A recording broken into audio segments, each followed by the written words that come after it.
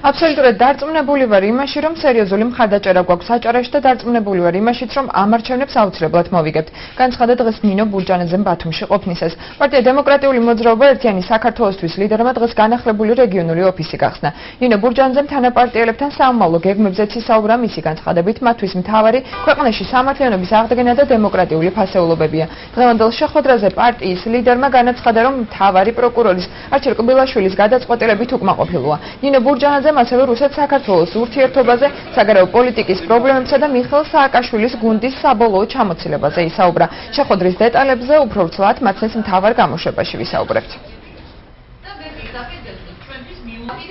შედარებით მარტივად, არ არის მარტივი პროდუქცია, უკაცრავად პასუხია. ამაზე ძალიან დღეს ჩვენ ოფიციალურად გავხსენით ბათუმში აჭარის შტაბი, საარჩევნო შტაბი საპრეზიდენტო არჩევნებისა.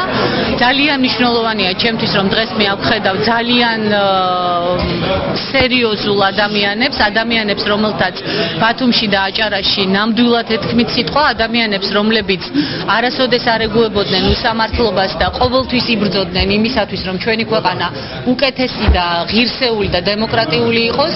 მე დღეს ავხედავ ადამიანებს, რომლებმაც ძალიან კარგად იციან სამშობლოსთვის ბრძოლის ფასი და ყოველთვის, როდესაც ქვეყანას ეს სჭირდებოდა, ჩვენ ვაკეთებდით და ვდგამდით იმ ნაბიჯებს, რაც ქვეყნისათვის იყო მნიშვნელოვანი.